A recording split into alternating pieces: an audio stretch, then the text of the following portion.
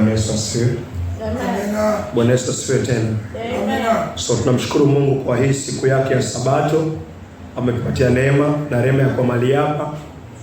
So kabla tuendelee, ni vyema tuamini, tuombe, alafu neno liendelee sawa na mapenzi yake. Mungu wa Abraham, Mungu wa Isaka, Mungu wa Yakobo, sifa na utukufu ni zako Bwana. Asante kuanzia kipindi cha kwanza sasa hadi sasa Bwana, tumefikia wakati wa kusikia neno lako Bwana. Mungu, tunaomba rehema na neema ya pekee Bwana kutoka mbinguni Bwana, na kutoka kwa neno lako Bwana, uweze kusema na kila nafsi inayosikia sauti ya neno lako Bwana kutoka kwa Biblia takatifu Bwana, na kila nafsi ambayo haijaokoka Bwana, tunaomba Bwana uende ukapatie nafsi hiyo toba katika ukamilifu na hata wokovu Bwana. Tekiwezekana Bwana, siku ya leo Bwana ukapale kuokoa nafsi. Mungu, tupatie utulivu wa nafsi, utulivu wa moyo. Tuondolee mzigo wote Bwana katika mioyo yetu Bwana, ambao inaweza kuzuia neno lako kupenya ndani ya mioyo yetu Bwana. Nitukuze Bwana. Muda huu Bwana tunakupatia wewe, tunakabili kila nafsi iliyo ndani hapa na wale walio nje Bwana, kabla kusemezana nao na usemezane nasi. Asante kwa yote na kwa vyote tumeomba na tukisadiki. Amen. So tutaangalia kuhusiana na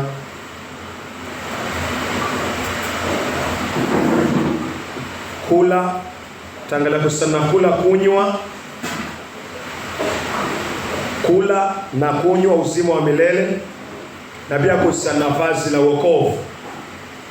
So tuwe makini hapa, kuna moyo ambao Mungu anataka ashiriki na wewe uliokoka na wewe ambao hujaokoka, kuhusiana na kula, kunywa uzima wa milele, na kuhusiana pia na vazi la wokovu, vazi la wokovu.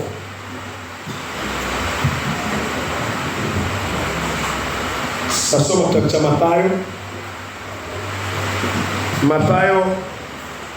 6:25, Mathayo 6 kianza 25.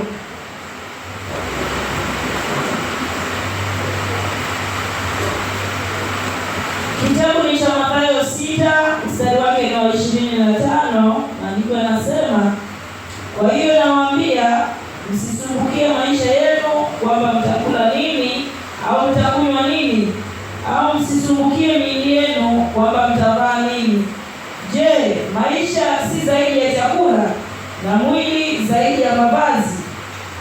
Waangalieni ndege wa angani, wao hawapandi wala hawavuni au kuweka ghalani, lakini Baba yenu wa mbinguni huwalisha. Je, nyinyi si wa thamani zaidi kuliko hao ndege? Ni nani miongoni mwenu ambaye kwa kujitaabisha kwake anaweza kujiongezea hata saa moja zaidi katika maisha yake? Nanyi kwa nini mnajitaabisha kwa ajili ya mavazi? Fikirini maua ya shambani yameavyo, hayafanyi kazi wala hayafumi, lakini nawaambia hata Solomoni katika fahari yake yote hakuvikwa vizuri kama mojawapo ya haya maua. Basi ikiwa Mungu huyavika hivi majani ya shambani ambayo leo yapo na kesho yanatupwa motoni, je, hata wavika nyinyi vizuri zaidi, enyi wa imani haba? Sawa. Ukisoma kwa utaratibu utaona kuna Yesu anaongea kuhusiana na watu ambao wanajali sana kuhusiana na vile watakapokula, na kuhusiana na vile watakapokunywa, kuhusiana na vile watakapovaa. So tuwe makini hapa, kwa sababu huu moyo Mungu anauleta kwa njia ya wokovu. Huu moyo Mungu anauleta kwa njia nyingine ambao bado iko katika maandiko haya. Yesu anasisitiza usiwaze kile ambacho utakunywa na kile ambacho utakula na kile ambacho utavaa. Kumbuka kuna vitu ambavyo Roho wa Kristo anashughulikia. Mtu ambaye anaishi maisha maovu, anaishi maisha ambao hana Kristo ndani yake, anang'ang'ana aweze kupata uzima, anang'ang'ana aweze kuvishwa vazi la wokovu. Yesu anaongea kuhusiana na mtu huyo. Yesu anaongea kuhusiana na kula na kunywa, kula mwili wake na kula pia kunywa damu yake, kuamini kazi ambao amekufanyia kwa mwili wake na kuamini damu ambao amekufanyia na amenifanyia kwa mwili wake. Yesu anamwambia mwenye dhambi asisumbuke jinsi gani mwenye dhambi atapata utakatifu, atapata haki, atapata kusamehewa dhambi. Lakini Yesu anamwambia usisumbuke kuhusiana na kula, usisumbuke kuhusiana na kunywa. Tunaangalia vyakula vya kiroho, tunaangalia vazi likiwa ni la wokovu. Yesu anakuambia usisumbuke kwa njia gani utapata vazi la wokovu, kwa njia gani uchi wako wa dhambi utafinikwa. Yesu anakuambia usisumbuke haya.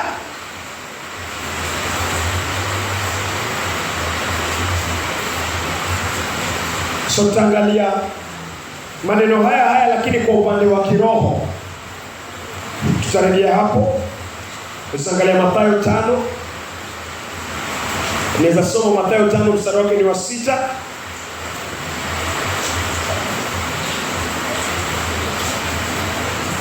Kitabu ni cha Mathayo 5. Kitabu ni cha Mathayo 5 mstari wake ni wa 6. Maandiko yanasema, heri wenye njaa na kiu ya haki, maana wao watatoshelezwa.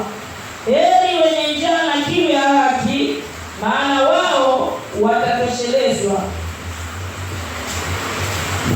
Yesu anasema heri wenye njaa. Wenye njaa. Yesu anasema heri wenye njaa na kiu, anasema ya haki. Wenye njaa na wenye kiu ya haki, Yesu anasema hao atawatosheleza. Yesu atawatosheleza. Niko na njaa, niko na kiu. Yesu anakwambia atakutosheleza. Lakini hilo si njaa ya kimwili. Hilo ni njaa ya kutaka kutenda haki. Hilo ni njaa ya kutaka kugeuka katika maovu. Uko na hilo njaa. Hilo ni njaa ambayo wajaribu kutoka kwa dhambi, lakini unajipata unatenda hizo dhambi. Unajaribu kutoka kwa uzinzi, unapata uko pale pale. Unajaribu unasema ni kwa njia gani Mungu ataniokoa katika huu mwili wa dhambi? Ni kwa njia gani Yesu Kristo ataniondoa katika hali hizi za kila siku? Sio mtu ambaye kwa mahali hapo anasema Mungu nisaidie. Nataka kweli kwa moyo nitende mema, lakini mwili ni mdhaifu. Mungu nisaidie. Hii ndio njaa, hii ndio kiu. Yesu anaongelea ya kutenda haki. Watu wengi wamestruggle ili washinde dhambi. Nicodemus alikuwa mmoja wao. Nicodemus alikuwa mwalimu, lakini alikuwa na haki ya kibinafsi. Nicodemus alikuwa Farisayo wa Mafarisayo. Alikuwa anang'ang'ana. Lakini alipokuja kwa Yesu Kristo, Yesu alimwambia lazima uzaliwe mara ya pili. Alikuwa hana wokovu ndani ya nafsi yake. Nicodemus alikuwa hajaokoka. Lakini Nicodemus alikuwa na njaa, alikuwa na kiu, anataka afanye mema. Lakini hangeweza. Unawaza, uko katika hiyo hali unawaza, nitafanya nini? Nitafanya nini ili niweze kuishi maisha ya haki? Yesu anakuambia kuna kitu inafaa ule. Na usiwaze, usiende kwa njia zako. Yesu anakuambia kuna kitu inafaa unywe. Na hiyo kitu haitatokana na wewe. Sasa upumzike kwa kujaribu kujibadilisha. Huwezi kujibadilisha. Alafu usikie kile ambacho Yesu anakupatia kwa kula.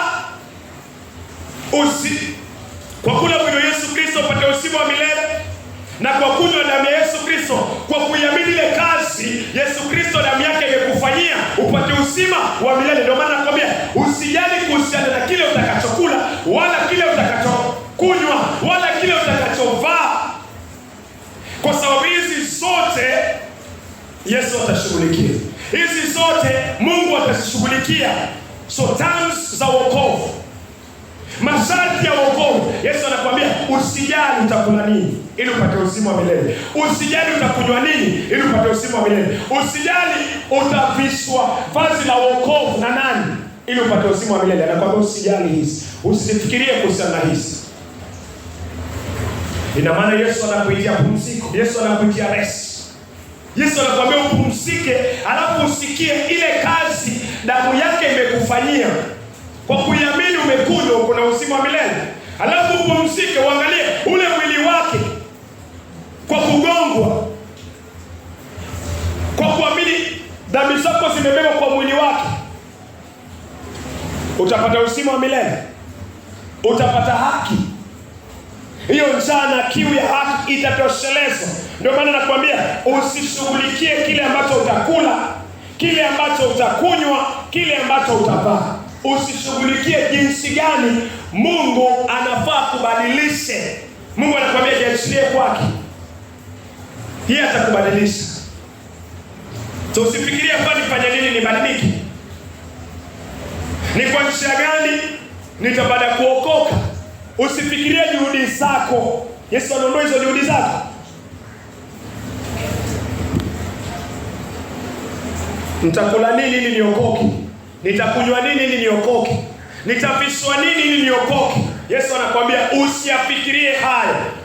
Msikize yeye na umwamini yeye. Utakula, utakunywa na utavishwa. Ufunuo. So Mungu anaongea kuhusiana na njaa na kiu ya haki. So tutakapokuwa tunaendelea na moyo huu, tafadhali elewa tunaongea kuhusiana na njaa na kiu ya haki. Ya jinsi gani nitafanyika mwenye haki, jinsi gani nitakuwa na nguvu ya kuishinda dhambi, jinsi gani uchi wangu wa moyo utafinikwa na vazi la wokovu.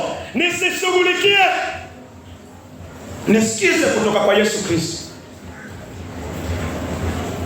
Usiangalie Ufunuo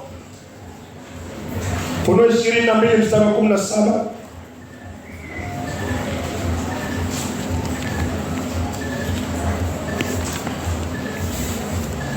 Kitabu cha Ufunuo 22 mstari wake wa 17.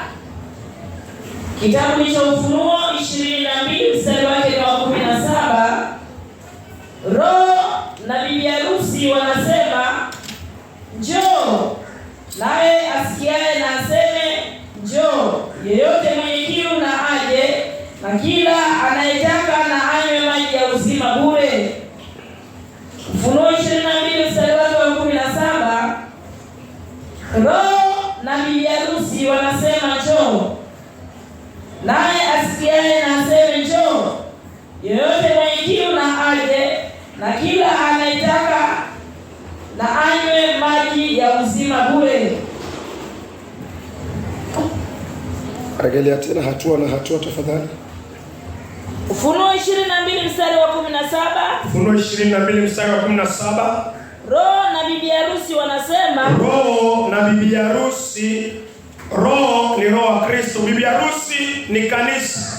Bibi harusi ni wale ambao wamemwamini Kristo, wamepata kufutwa, wamepata toba, wamepata kufutuliwa mbali dhambi zao, wamewekewa Roho Mtakatifu ndani ya mioyo yao, wamedhihirisha imani kwa ubatizo wa maji mingi. Huyo ndio bibi harusi. Halafu roho ni roho wa Kristo. Roho ni roho wa Mungu.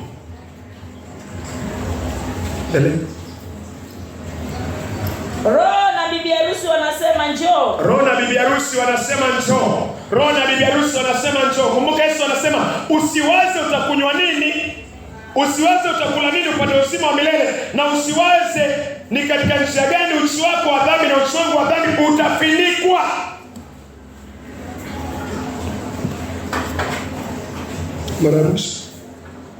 Roho na bibi harusi wanasema, Roho na bibi harusi wanasema, njoo. Njoo.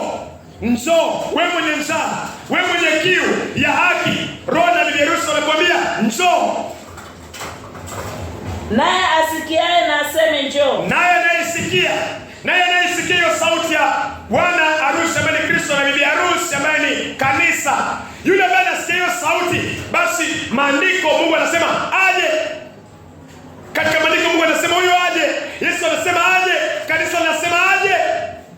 Haje huyo, njoo.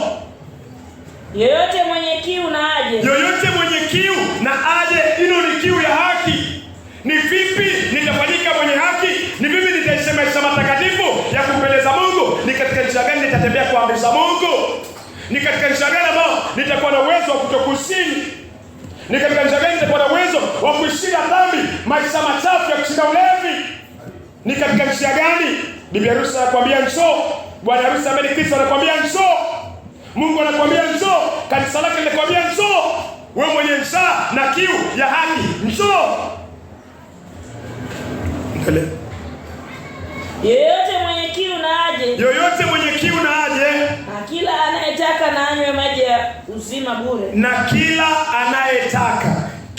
anayetaka anywe maji ya uzima bure. Anywe maji ya uzima bure. Anywe maji ya uzima bure. Ni bure. So sihitaji kufanya chochote ili niweze kuokoka. Wahitaji kwanza kusikia sauti ya Mungu. Amenionyesha dhambi zangu, kweli nimeziona, nimefanya nini? Nimezikiri, nimegeuka kwa uwezo wa Mungu, nikaenda kusikiza neno, nimezitumu kwa uwezo wa Mungu. Mungu anakuambia njoo. Usijali utakunywa, utapata wapi kinywaji ili uweze kuishi maisha ya haki. Anakuambia usijibadilishe. Njoo tu kwa Yesu Kristo. Njoo kwa Yesu Kristo na njaa hiyo hiyo na kiu hiyo hiyo na uchi huo ambao uko nao. Uchi ni uchi wa moyo. Moyo uko na dhambi. Nahitaji niishi maisha ya haki. Nitakunywa wapi maji ya uzima? Yesu alikuwa usifikirie haya. Nitakula wapi mwili wa Kristo? Mkate wa uzima, niwe na uzima, niwe na uhai, uwe na uzima. Yesu alikuwa usifikirie haya. Anakuambia njoo. Njoo inamaanisha unafaa uchukue hatua ya imani. Hatua ya imani. Nile mwili, niwe damu, niwe maji ya uzima, nivishe kwa imani. Hiyo ndio njoo.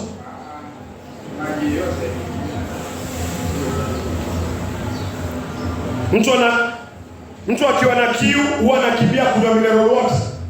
Mtu akiwa tu na kiu anakimbilia maji. Wengine wanasema niko na kiu. Ambaye usichukue maji, anakuambia si maji, ni kiu ya chai. Anaenda na kunywa chai, anaondoa ile kiu yake. Mwingine anasema nasikia kiu sana, nikipata soda baridi.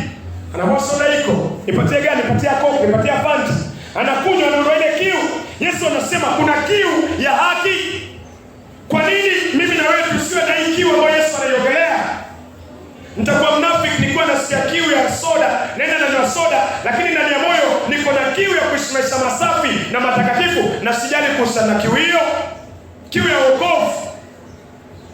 Nitakuwa mnafiki kwa sababu nataka nitibu mwili wangu, lakini roho. Watu wengi wako na kiu, wengi wako na kiu, wengi wanaishi maisha machafu, lakini hawajali kuhusiana na kiu hiyo kuondolewa. Wengi wanataka waende paradiso. Hii kiu yote kila kiume yuko nayo. Hakuna mtu anataka moto. Kila mmoja anataka ingie paradiso.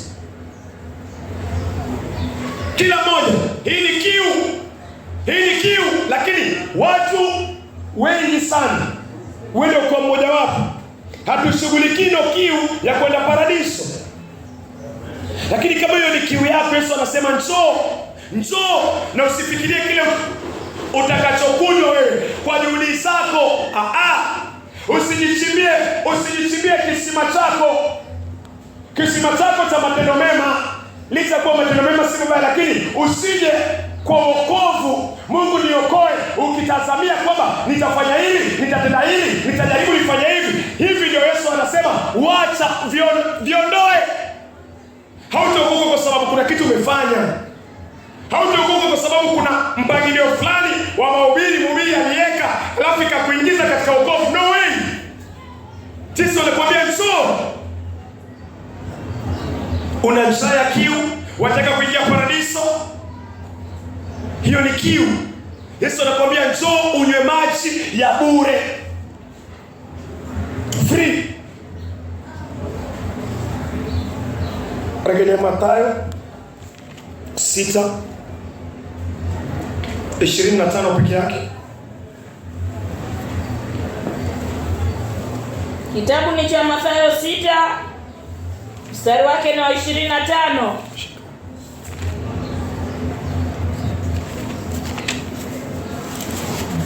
Mathayo 6 mstari wake ni wa 25. Kwa hiyo nawaambia, msisumbukie maisha yenu kwamba mtakula nini au mtakunywa nini, au msisumbukie miili yenu kwamba mtavaa nini. Je, maisha si zaidi ya chakula na mwili zaidi ya mavazi? Angalia tena tafadhali. Mathayo 6 mstari wake wa 25. Kwa hiyo nawaambia, msisumbukie maisha yenu kwamba mtakula nini au mtakunywa nini. Mpaka hapo. Au nitakunywa nini? Yesu anakuambia, Yesu anaambia usisumbukie hili. Kumbuka tunaongea kuhusiana na vyakula vya haki. Natamani kuingia mbinguni. Natamani hii ni kiu. Natamani hii ni njaa. Yesu anasema kuhusiana na tamanio la kuingia paradiso, kweli ni sawa, lakini usiliwazie. Yeye ndo atakupatia maji, yeye ndo atakupatia chakula. Bwana Yesu asifiwe. Nataka nipate uzima wa milele. Niko na kiu, niko na njaa. Yesu anakuambia usiwaze jinsi hiyo njaa na kiu itatoshelezwa. Yeye atakupatia maji ya uzima, yeye atakupatia mkate wa uzima, chakula cha uzima, na ndani yako utakuwa na uzima wa milele. Anakuambia usiwaze kile utakachokula. Nisiwaze, kwa sababu yeye atakupatia. Yeye atakupatia haki, atatosheleza hiyo kiu yako na njaa ya kutaka kuingia paradiso. Anasema usiwaze. Ina maana usijitegemee katika kazi yoyote, katika wokovu. Hata usiwaze. Mradi amekuonyesha dhambi, anakuambia sikiri, endelea kukiri. Amekwambia utubu na atakupatia nguvu ya kutubu. Amini. Geuka kutoka kwa hizo ambazo Mungu amekupatia nguvu. Sifikirie nitaokoka vipi. Endelea kusikiza neno. Anakwambia usiwaze, kwa sababu yeye ndio chakula na yeye ndio maji ya uzima. Na yote atakayemla Kristo, ndani yake utakuwa na uzima wa milele.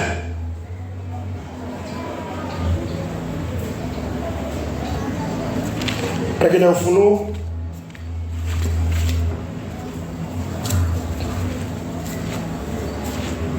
22:17. Ufunuo 22 mstari wake wa 17. Ufunuo 22 mstari wake ni wa 17. Roho na bibi harusi wanasema njoo. Naye asikiaye na aseme njoo. Yeyote mwenye kiu na aje, na kila anayetaka na anywe maji ya uzima bure. Yesu anasisitiza hapa. Kwa Mathayo anakuambia usiwaze jinsi utakunywa maji ya uzima. Kwa Ufunuo anakuambia njoo unywe bure. Usiwaze kile utakachokunywa ndio wenye uzima wa milele. Yesu anakuambia kwa Ufunuo atakupatia na amekupatia bure. Ila moja utakunywa wenye uzima wa milele, usifikirie. Yesu anakuambia njoo kama uko na kiu ya haki. Njoo kama unataka kuingia paradiso. Nitakupatia maji utakunywa na utakuwa na uzima wa milele. Nitakupatia chakula utakula na utakuwa na uzima wa milele.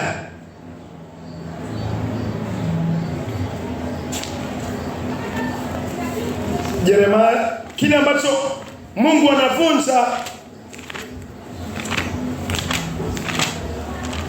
ni hizi juhudi za wanadamu kutaka kuokoka. Juhudi za kimwili. Yeremia 2 mstari wa 13.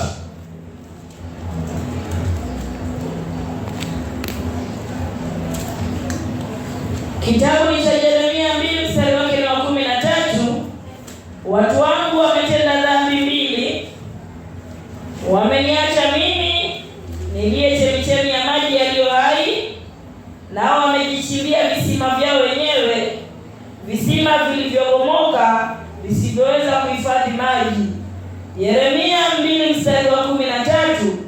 Watu wangu wametenda dhambi mbili, wameniacha mimi niliye chemichemi ya maji yaliyo hai, nao wamejichimbia visima vyao wenyewe, visima vilivyotoboka visivyoweza kuhifadhi maji. Rejelea tena tuona tafadhali. Yeremia 2 mstari wake wa 13. Yeremia 2 mstari wake wa 13. Watu wangu wametenda dhambi mbili. Mungu anasema watu wangu, hii dhambi huenda unaitenda, huenda mpaka sasa imekuzuia usiokoke. Pia ni kwa sababu ya hii dhambi. Mungu anasema watu wangu wametenda dhambi mbili, wameniacha mimi. Kwanza umemwacha Mungu. Umemwacha Mungu niliye chemichemi ya maji yaliyo hai. Sasa Mungu ndio chemichemi ya maji ya uzima. Tumekuwa tukiongea kuhusiana na maji, tumekuwa tukiongea kuhusiana na kiu. Mungu ndio chemichemi ya uzima. Mungu anasema umemwacha. Tumemwacha. Mwenye dhambi amemwacha Mungu, alafu anajaribu kwa matendo yake kupanga mpangilio ambao ni jinsi gani ataweza kutimiza kiu yake na njaa ya kuingia paradiso na kuwa na uzima wa milele.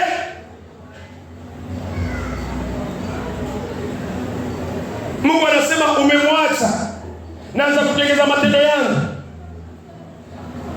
yatakayotosheleza kiu yangu ili niweze kuingia paradiso. Yesu anasema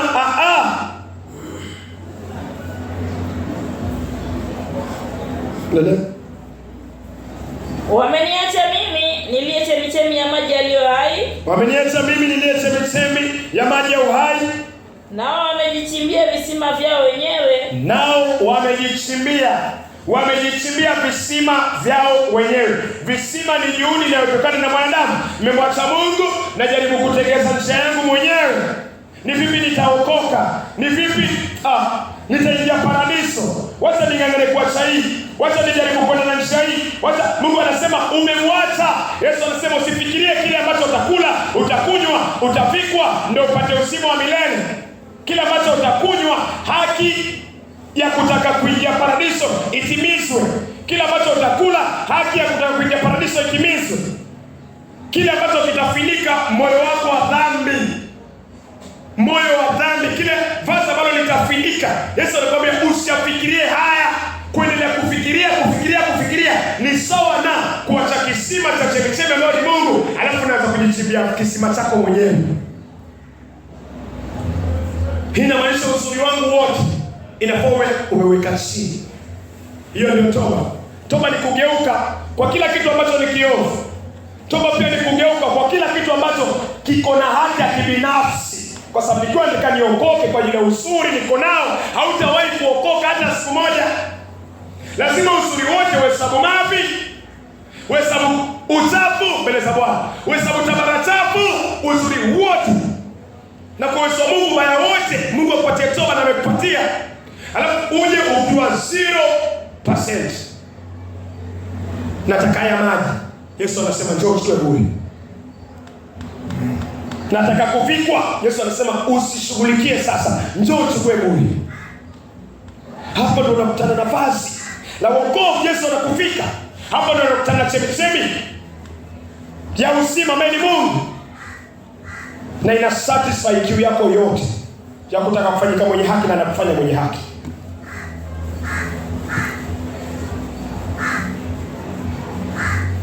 Endelea.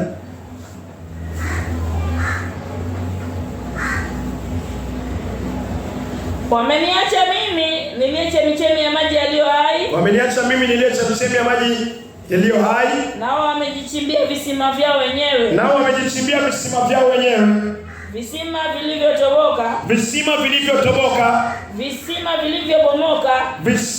visivyobomoka, visivyoweza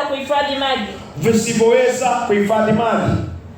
So mwenye dhambi anafaa tupilie mbali kila kitu ambacho anaona ni kizuri, akitupilie mbali. Hasemi hata uzuri wangu, kumbe ni kisima ambacho kimebomoka, hakiwezi kuzuia maji, hakiwezi kutosheleza kiu yangu na yako. Alafu nisiwaze jinsi nitakapopata maji ya uzima, ama mkate wa uzima, ama vazi la wokovu, niachilie kila kitu, alafu nisarenda, nisikie kile ambacho Yesu amenifanyia, kile ambacho Yesu amekufanyia, uweze kukiamini. Tuangalie kuhusiana Mathayo tena, Mathayo 6:25.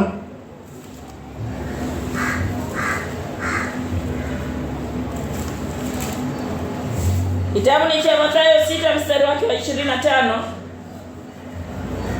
Kitabu ni cha Mathayo 6 mstari wake wa 25. Kwa hiyo nawaambia, msisumbukie maisha yenu kwamba mtakula nini au mtakunywa nini, au msisumbukie miili yenu kwamba mtavaa nini. Je, maisha si zaidi ya chakula na mwili zaidi ya mavazi? Rejelea tena sehemu ya A na B. Kwa hiyo nawaambia, msisumbukie maisha yenu kwamba mtakula nini au mtakunywa nini. Yeah.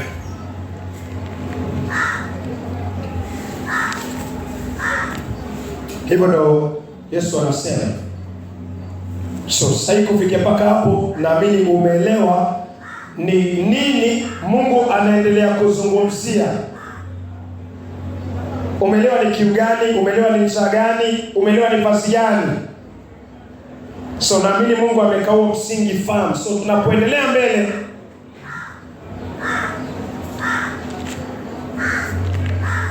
Mungu akupatie imani. Amen. Rejelea tena sehemu hiyo mpaka hapo. Kwa hiyo nawaambia, msisumbukie maisha yenu kwamba mtakula nini au mtakunywa nini. Kwa hiyo nawaambia msisumbukie. Nawaambia msisumbukie. So nisisumbuke sahi jinsi nitapata wapi maji ya uzima ninywe nipate uzima. Nisisumbuke sahi.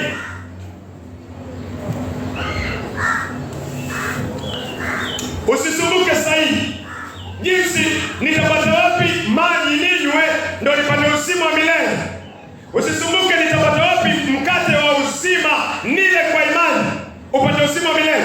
Nisisumbuke nitapata wapi vazi la wokovu liweze kufunika uchi wangu na uchi wako wa dhambi ndani ya moyo. Usisumbuke. Kusumbukia haya masharti ya wokovu ni dhambi. Yesu anakuambia usisumbuke. Ni wapi utapata chemichemi ya wokovu? Mwili ambao ni mkate wa Yesu Kristo, ule na unywe upate uzima wa milele. Rejelea mara ya mwisho tafadhali. Mathayo 6 mstari wa 25. Kwa hiyo nawaambia, msisumbukie maisha yenu. Msisumbukie. Yaani sahi ile dhambi ya kusumbuka, Yesu anakuambia hiyo dhambi iondoe. Kwamba mtakula nini au mtakunywa nini. Utakula nini? Mathayo Yohana 6. Usisumbuke. Nitakula nini? Nitakunywa nini? Niwe na uzima wa milele. Usisumbuke. Mathayo Yohana 6.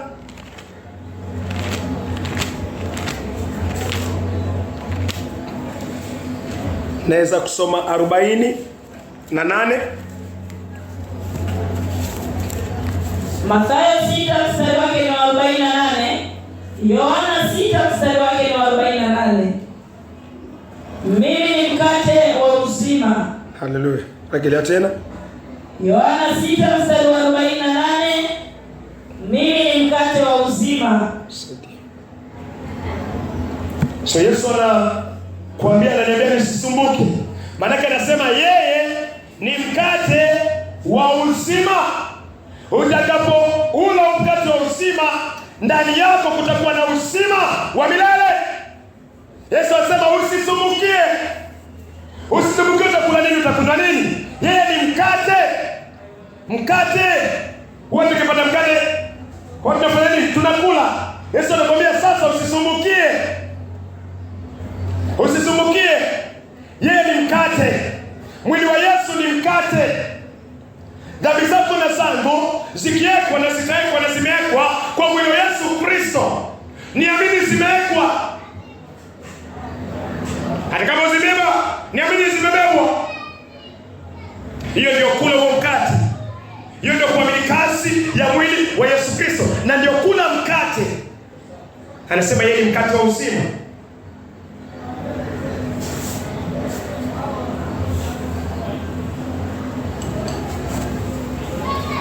Yohana 6 mstari wa 48.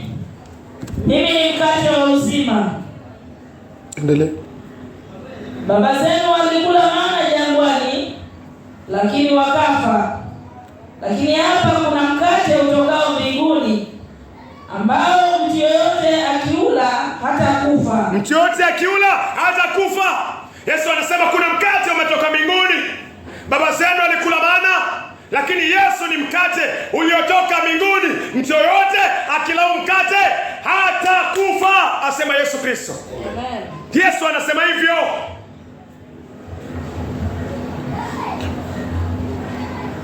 Utasoma tu, nitasisitiza. Rejelea sentensi tena. 49. Yeah. Yohana 6 mstari wa 49. Yeah. Baba zenu walikula mana jangwani. Baba zenu walikula mkate ambao unaitwa mana jangwani, lakini wakafa. Lakini baba zao Waisraeli wakafa. Wakati wa Musa walikula wakafa. Lakini hapa kuna mkate utokao mbinguni. Lakini Yesu anasema hapa kuna mkate. Hapa kuna mkate utokao mbinguni, ambao mtu yoyote akiula. Mtu yoyote akiula mkate hatakufa.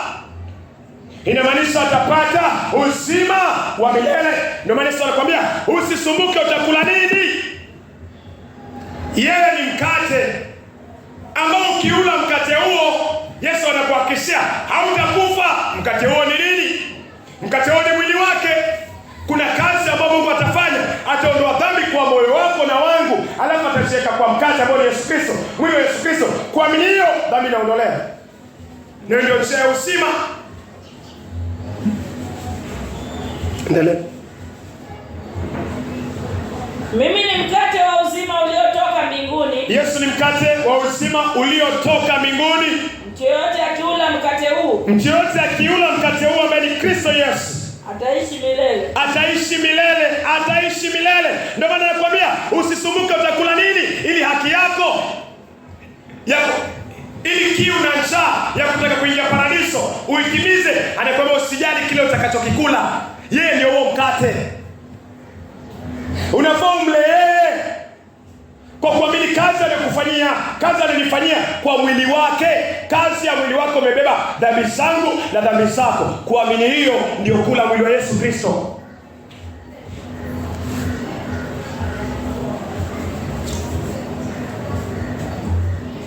Usifikirie na ulaki mwili. Sifu. Kuna kazi ambao mwili wa Yesu utakufanyia. Kuna kazi ambayo mwili wa Yesu Kristo umenifanyia na umekufanyia. Mwili wa Yesu ni mkate kwa sababu utabeba dhambi zako na zangu. Alafu utaenda kufunzwa. Kwenye mkate unafunzwa, utaenda kufunzwa. Na kuamini hiyo kazi ndio kula mwili wa Yesu Kristo. Na ndio uzima. Na ndio uzima leo. Endelea. Mimi ni mkate wa uzima ule uliotoka mbinguni. Mtu yote akiula mkate huu ataishi milele. Tunaweza kila mkate huu ataishi milele.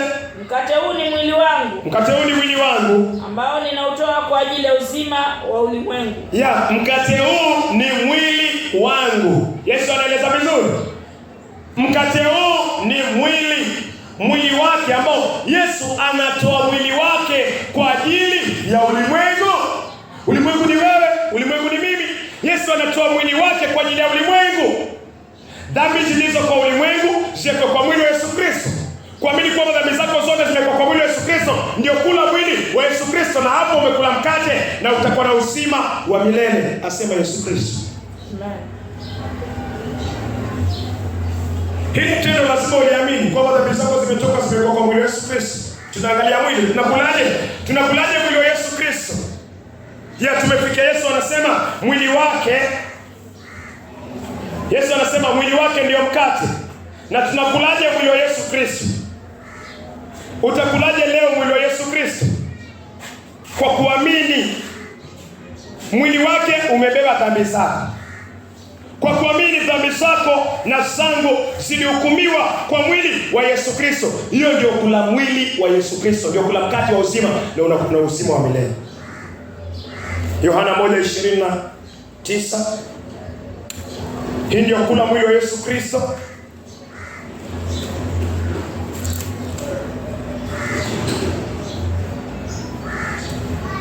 Yohana 1:29, andiko anasema, siku iliyofuata Yohana alimwona Yesu akimjia, akasema, tazama mwana kondoo wa Mungu aichukuaye dhambi ya ulimwengu.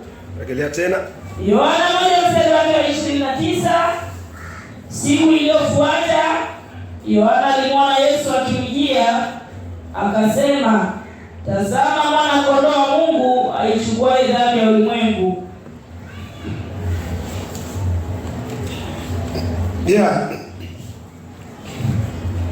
Mungu anasema mtazame Yesu Kristo, mwana kondoo wa Mungu aichukuaye dhambi ya ulimwengu. Kuamini dhambi yako na yangu imekuwa kwa Yesu, na Yesu ameichukua. Hiyo ndio kula mwili wake. Yesu alipochukua dhambi aliiweka wapi? Yesu anasema mkate ni mwili wangu, ni mwili wake, ni mwili wake, ni mwili wake. Nini kinawekwa kwa mwili wake? Amechukua dhambi. Yesu ameichukua. Lazima uamini dhambi yako ameichukua. Halafu aliweka wapi?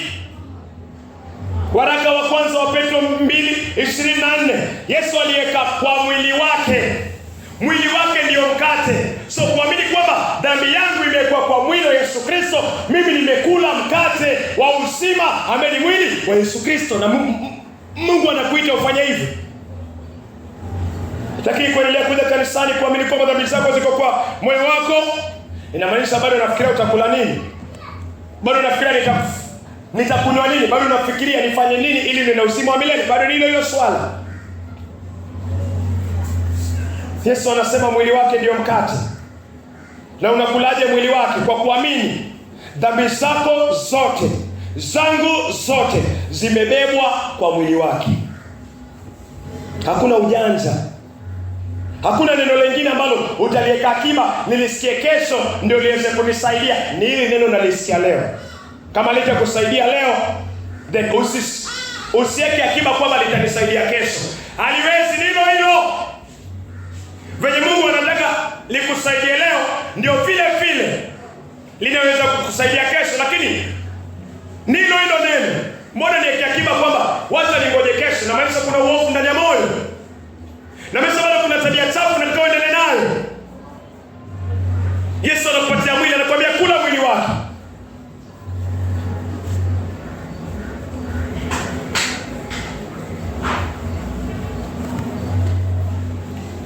Waraka wa Petro.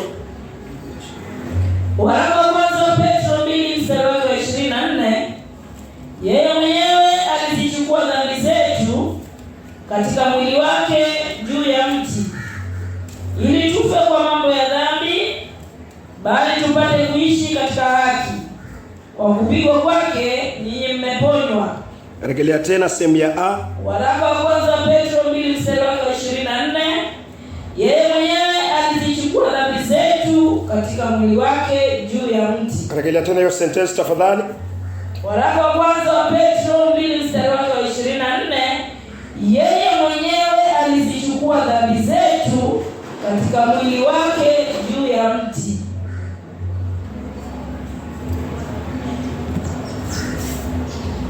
Umeelewa nini hapa? Yesu Kristo alichukua dhambi zetu akaziweka juu ya mwili wake. Yeah. Yesu alichukua dhambi zangu na zako akaziweka kwa mwili wake. Mtu mmoja anaweza soma Yohana, usifunge hapo. Soma Yohana.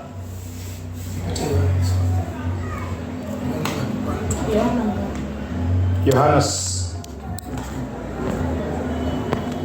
6:51. Yohana 6:51.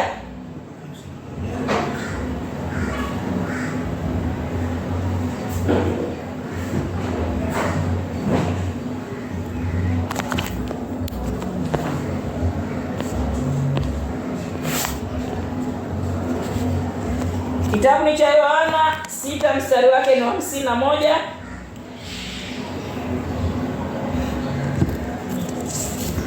Mimi ni mkate wa uzima. Mimi ni mkate wa uzima. Ule utokao mbinguni. Mtu yote akiula mkate huu. Yesu anasema mtu yote akiula mkate huu ataishi milele. Mkate huu ni mwili wangu. Paka hapo. Mkate huu ni mwili wangu. Yesu anasema mkate huu ni mwili wangu. Paka hapo. Yesu anasema tu mkate huu ni mwili wangu. Elewa kwa nini tumerudi nyuma. Yesu anasema mkate huo ni mwili wake. So mwili wake ndio mkate.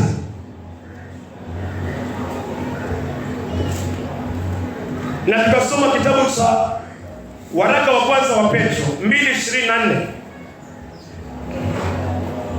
Yeye mwenyewe alizichukua dhambi zetu katika mwili wake juu ya mti. So, angalia vitabu viwili katika Yohana 6:51.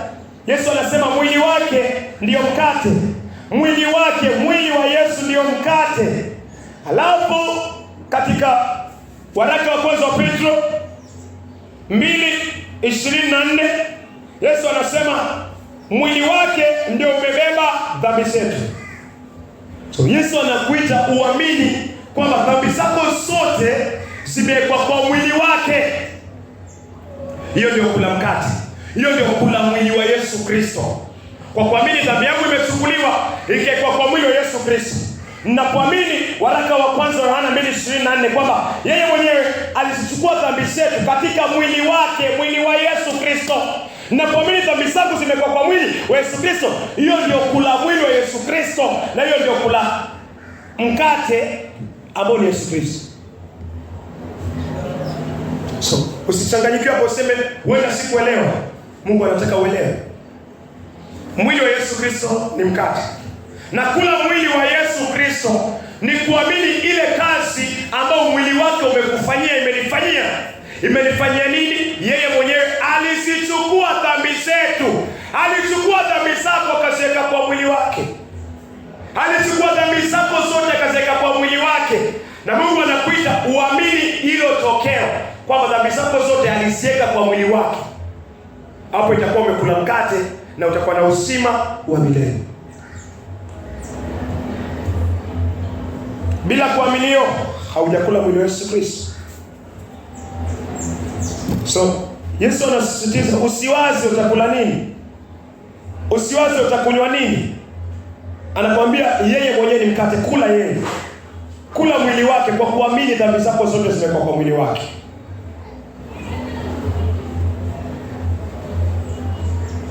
Na uamini kwamba Mungu alizihukumu. Yohana.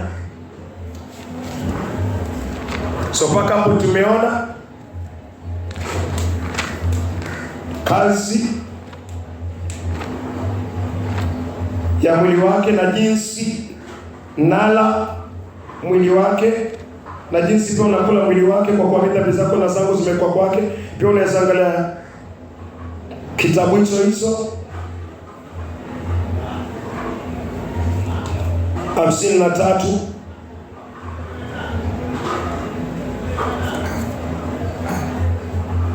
Yohana 6:53.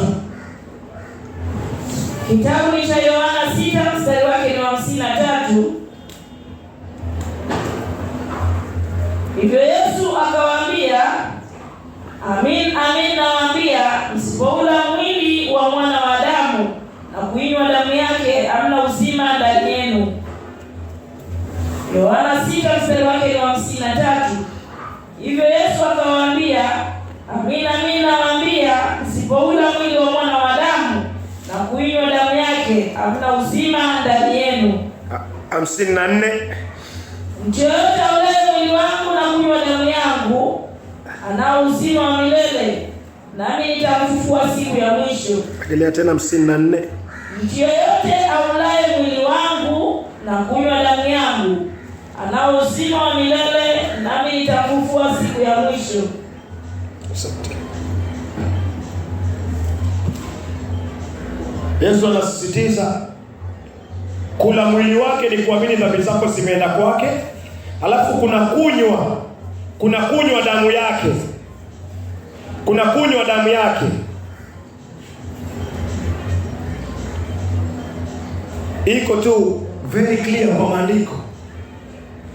Yesu anasema kama utaamini dhambi zako zimekuwa kwa mwili wako, kama utaamini damu yake imeosha dhambi zako, hautakuwa na uzima wa milele. Hiyo ndio anamaanisha. Hiyo ndio njia ya wokovu. Watu wanaingia jana, wanawaza watakula nini, watakunywa nini, watavikwaje vazi la wokovu. Yesu anawaambia msijisumbue. Kirini makosa yenu, tubuni dhambi zenu, alafu njooni kwa Yesu Kristo. Muamini kazi ya mwili wake, maana dhambi zako zote na zangu zimewekwa kwa mwili wake. Ambayo ndio kula mkate. Nimekula mkate, nimeshiba kwa nini? Kwa kuamini kwamba dhambi zangu zote zimewekwa kwa Yesu Kristo. Hiyo ndio kula mkate na nisijisumbue. Na kuamini kwamba damu ya Yesu Kristo, kunywa damu ya Yesu Kristo, kunywa damu ya Yesu Kristo ni kuamini damu ya Yesu Kristo ilipomwagika iliosha dhambi zangu na zako zote. Hiyo ndio kunywa damu ya Yesu Kristo. Dhambi inaondolewa. Very simple, very clear kwa maandiko. Yaani kuamini kwamba dhambi zangu na zako zote zimekuwa kwa mwili wa Yesu Kristo, ndio kula mwili wa Yesu Kristo. Kwamba dhambi haziko kwa moyo wangu tena, zimekuwa kwa Yesu Kristo. Kwamba damu ya Yesu Kristo ilipomwagika, ilipopigwa misumari mijeledi, kuvalishwa kofia miba, damu yake ilipomwagika, dhambi zangu zote zilioshwa kwa hiyo damu. Kumbe naambiwa umekunywa damu ya Yesu Kristo. Dhambi inaondolewa. Yesu anakuambia usiwaze utakula nini, usiwaze utakunywa nini, kwa sababu yeye ndio kinywaji. Kunywa damu yake kwa kuamini ile kazi damu imefanya.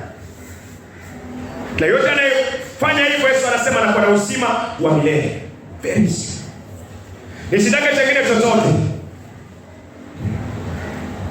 Kama hii haijafanyika, hata ufanye nini, yote inakuwa bure. Inakuwa unajenga nyumba kwa mchanga. Inakuwa haujajenga nyumba kwa mwamba. Mungu anataka ujenge nyumba kwa mwamba, ambao mwamba huwezi tikisika, ni Kristo Yesu. Usiwaze kile utakula, usiwaze kile utakunywa, kwa sababu Yesu ni mwili. Yesu ni mkate wa uzima, kwa sababu Yesu ni chemichemi. Yesu ni damu. Yesu ni kinywaji ambao ukikiamini dhambi zako zinaondolewa.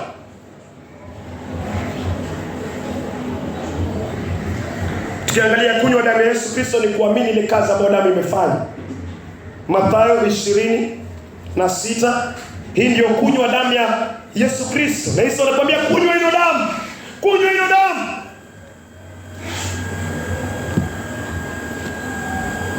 Mathayo 26:28, hii ndio kunywa damu ya Yesu Kristo.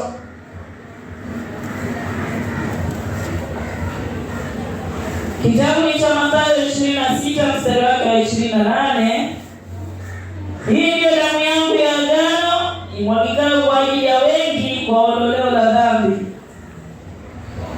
Hii ndio damu yangu ya agano imwagikayo kwa ajili ya wengi kwa ondoleo la dhambi. Rejelea mara ya mwisho. Hii ndio damu yangu ya agano imwagikayo kwa ajili ya wengi kwa ondoleo la dhambi. Na Yesu anasema usipokunywa damu yake,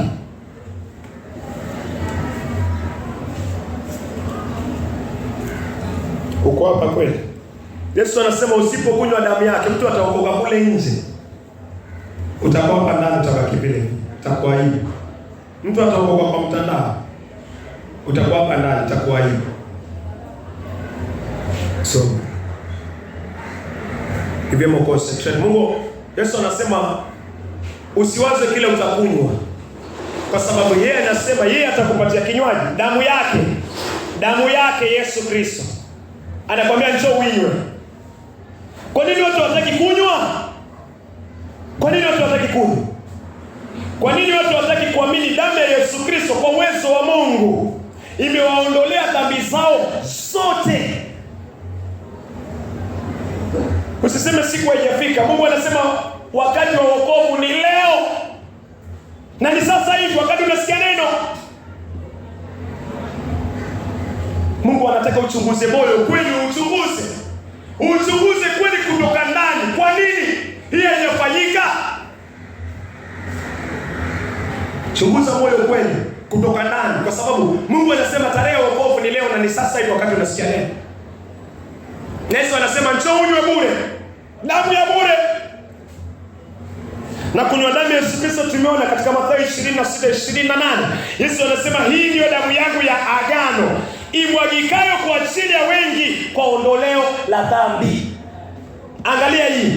Hiyo kama haijafanyika kwa moyo wako, naweza piga gita kama lile, nikalipiga, naweza kuimba, naweza kucheza, naweza kuhubiri, naweza kuponya, lakini kama hujakunywa damu ya Yesu Kristo kwa kuamini kazi ya damu yake imekuosha dhambi na kuamini kwamba dhambi zako zote na zangu zimekuwa kwa mwili wake, sikahukumiwa, Mungu akaziondoa na nikapata kuokoka, hiyo yote ni kazi bure. Mungu anaita matambara machafu. Paulo aliyaita mavi. Mungu anasema yale ni mavi, haya ni mavi. So msingi kabisa, kitu ambacho inakuwa iwe first priority ni hii damu ya Yesu Kristo kuinywa. Ni mwili wa Yesu Kristo kuula. Haya mengine yote kabla Yesu Kristo kumwa ndani yako, Mungu anaita mavi. Mavi. Hivyo ndio Paulo anasema, Roho Mtakatifu ndani ya Paulo kwa Wafilipi 3. Ukianza 4 ukishuka mpaka 9. Anasema yote nilihesabu kuwa mavi. Kwa nini? Hakuwa amekunywa damu ya Yesu Kristo. Hakuwa amekula mwili wa Yesu Kristo. Zote ilikuwa mavi. Na watu leo wanaishi kwa hayo mavi kama huyo ambaye anaongea. Watu wanaishi kwa hayo mavi. Kwa sababu kama kuna Kristo, chochote utajenga ni mavi. Acha tusome kwa maandiko. Wafilipi 3.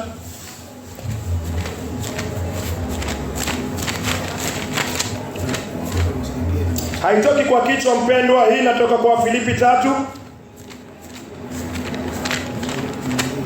Wafilipi 3.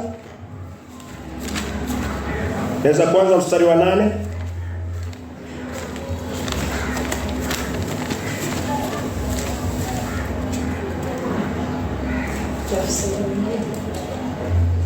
Nisome Wafilipi 3.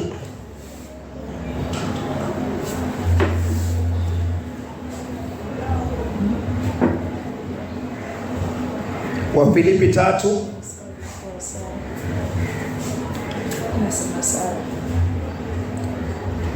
naweza kusoma Wafilipi 3, anza mstari wa 7. Wafilipi 3 mstari wa 7.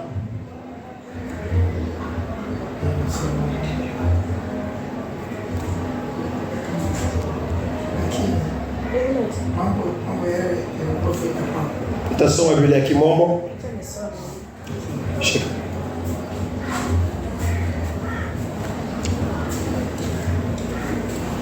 Kitabu ni cha Wafilipi 3 mstari wake ni wa 7.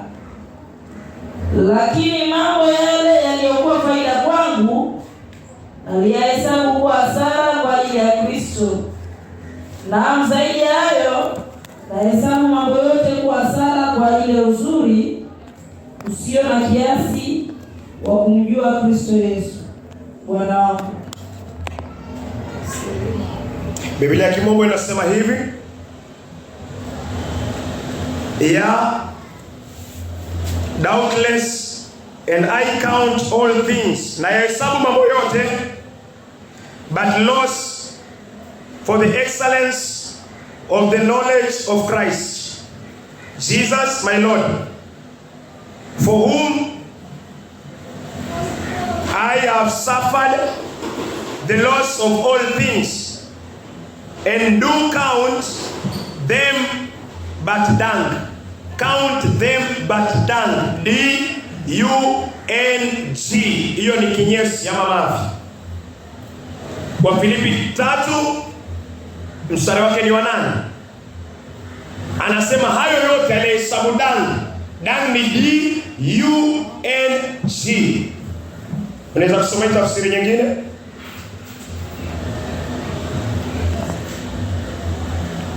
Wafilipi 3 mstari wake ni wa 8. Zaidi ya hayo nahesabu mambo yote kuwa hasara tupu, nikiyalinganisha na faida kubwa ipitayo kiasi ya kumjua Kristo Yesu Bwana wangu, ambaye kwa ajili yake nimepata hasara ya mambo yote, nikiyahesabu kuwa kama mavi, ili nimpate Kristo. Rejelea tena tafadhali. Wafilipi 3 mstari wake ni wa 8. Wafilipi 3 mstari wake ni wa 8. Zaidi ya hayo, Mungu anasema zaidi ya hayo nahesabu mambo yote kuwa hasara. Na yahesabu mambo yote. Mambo yote. Kuja kwa Kristo lazima uhesabu mambo yote kuwa hasara.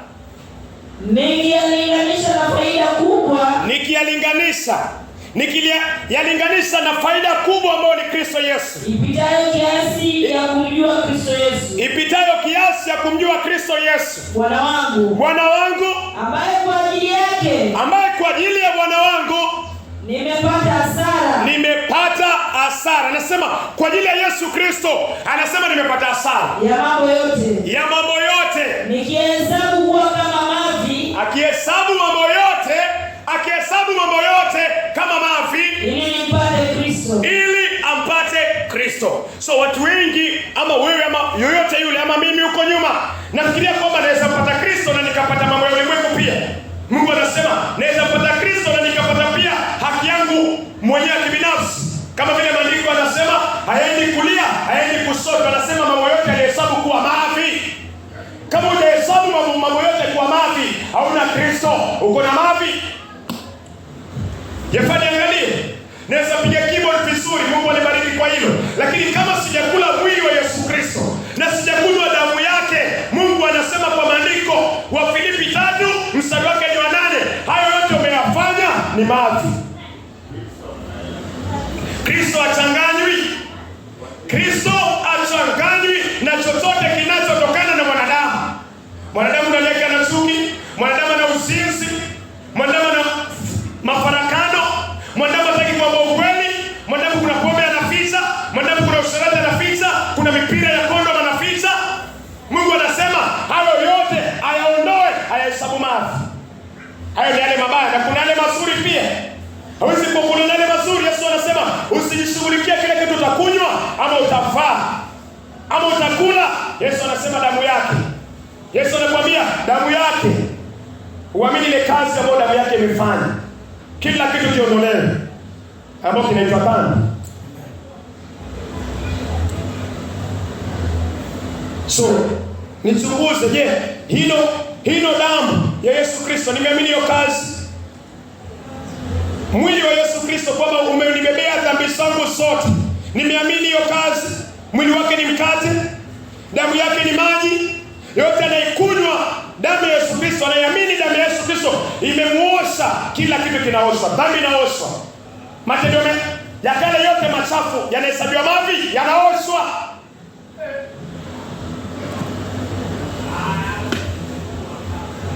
Soma Biblia mpendwa, soma Biblia. So niangalie, wezi lala na mwanamke anapohesabu kuna Yesu Kristo. Wezi changanya hizi vitu viwili, hawezi. Na kama unafanya hivyo na kuna Yesu au na Yesu Kristo, uko na umalaya, uko na umalaya, na Mungu anataka upate toba.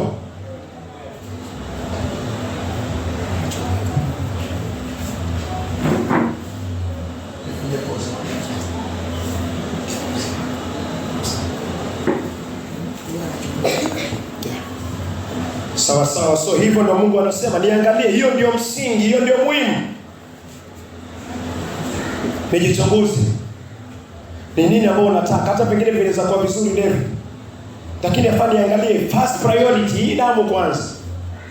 First priority, huu mwili kwanza, then hao mengine yote sasa yanafuata. Damu ikiingia katika moyo, damu ikikuosha, ikikutakasa, mwili ambao ni mwili wa Yesu Kristo, ukishabeba maovu yako, maovu yakiondolewa, yakihukumiwa, Mungu akishika roho yake ndani yako, hata ukiimba hauna shaka, hata ukipiga gita haina shaka, hata ukipiga piano haina shaka, hata ukifanya injilisti haina shaka. Ni Kristo nani anayefanya hiyo kazi? Sio ndio iwe first priority, first priority. Haya mengine yote Mungu anasema atakuongezea. Hata tuangalie kuhusiana na vazi. Hata tuli Mathayo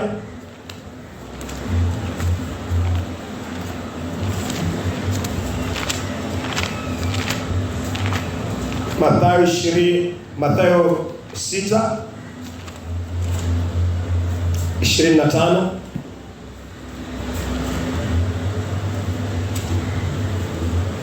Kitabu cha Mathayo 6 mstari wake wa 25.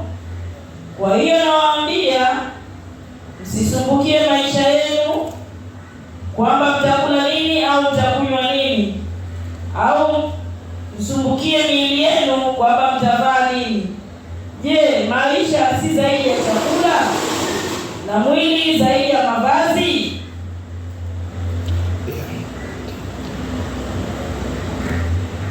Yesu anaongea kuhusiana na mavazi. Nisisumbuke kuhusiana na vazi. Ni vazi gani hili linaongelewa pia? Kuna vazi la mwili na kuna vazi kubwa sana ambalo linaongelewa pia, vazi la roho. Vazi ambalo Yesu anaongelea hapa, kuna vazi la mwili, na kwa sababu tunaangalia mtazamo huko uwezo wa neno la Bwana kwa mtazamo wa kiroho, tunaangalia pia vazi la wokovu. Sasa kuangalia kitabu cha Isaia. So nisishughulikie kwa njia gani nitapata kuokoka. Nisishughulikie kwa njia gani dhambi zangu zinaweza filikwa. Yesu anasema usishughulikie kuhusiana na mavazi. Kazi ya wokovu si kazi yako, jiondoe. Anakwambia usisumbuke kuhusiana na mavazi. Usisumbuke kuhusiana na mavazi ya mwili na hata ya roho. Tuongea rohoni. Wokovu si wewe kushughulika. Wokovu si kichwa chako ama moyo wangu. Yesu anasema usishughulikie kuhusiana na mavazi. Vazi tunaliangalia katika Isaia 61 mstari wa 10. Kuna vazi. Kitabu cha Isaia 61 mstari wake wa 10. Ninafurahia sana katika Bwana, nafsi yangu inashangilia katika Mungu wangu, kwa maana amenivika mavazi ya wokovu na kunipamba kwa joho la haki, kama vile bwana harusi apambavyo kichwa chake kama kuhani, na kama bibi harusi ajipambavyo kwa vito vyake vya thamani. Rejelea tena tafadhali. Isaia 61 mstari wake ni wa 10. Isaia 61 mstari wake ni wa 10. Ninafurahia sana katika Bwana. Nafurahia sana. Nasema nafurahia sana katika Bwana. Nafsi yangu inashangilia katika Mungu wangu. Nafsi yangu inashangilia katika Mungu wangu. Nafsi yangu inashangilia katika Mungu wangu. Kwa maana amenivika mavazi ya wokovu. Kwa maana amenivika paka hapo. Kwa maana amenivika mavazi ya wokovu. Yesu anasema katika Mathayo 6:25. Yesu anasema kwa Mathayo 6:25 kwamba usisumbuke kwamba utavaa nini. Kazi ya mavazi, kazi ya kuvikwa vazi la wokovu si kazi yako, pumzika. Yesu anasema kwa Isaia 61, anaongea kupitia Isaia kwamba kuna vazi la wokovu, mstari wa 10. Kuna vazi la wokovu. So ni nani atakuvika vazi la wokovu? Ni Mungu. Yesu anakuambia pumzika. Usifanyie kazi wokovu, pumzika. Umesikiza injili, endelea kukiri dhambi zako. Mungu anakuambia utubu, anakuamuru utubu. Kwa nguvu zake anakuambia geuka kwa uovu wako. Unafaa ugeuke kwa hiyo maovu. Kwa sala la Mungu okoa nafsi yangu, endelea kusikia. Halafu trust, tumainia, amini. Ili vazi ambayo Yesu anaenda kukuvika. Adam na mkewe walipoanguka, walijaribu kujivika vazi, walijaribu kujifanyia mavazi. Walikuwa nasumbuka. Maandiko yanasema usisumbuke kwa njia gani utavika mwili wako na mavazi. Adam na mkewe walipoanguka kwa dhambi, walijaribu sana, walijaribu kutafuta vazi la kufunika uchi wao. Maana yake hawakuwa na wokovu. Uko hivyo, unashughulika, unajaribu kuziba dhambi, unajaribu kuondoka kwa uzinzi, unajipata unaogelea, unajaribu kuondoka kwa uzinzi, unajipata umetoka kwa ulevi, unakunywa pombe, unavuta bangi, unajipata unataka kutoka kwa bangi hauwezi, unajipata uko kwa ufisadi, unajaribu ufisadi, unajipata mpango wa kando, unajaribu kufunika mwili wako, ama unajaribu kuficha moyo wako wa dhambi, lakini hauwezi. Yesu anasema usishughulikie jinsi utakavyofunikwa uchi wako wa dhambi. Anakuambia yeye atakuvika. Mungu atakuvika vazi la wokovu. Mungu atakufunika uchi wako wa dhambi. Lazima ujiachilie. Lazima ukubaliane. Mungu akwambia ugeuke kwa uovu wako. Mungu anataka ufanye hivyo kwa nguvu zake. So jilete vile ulivyo. Kiangalia Mwanzo 3, Adam na mkewe walipoteza vazi la wokovu. Kiangalia Mwanzo 3 mstari wake ni wa 6 na 7.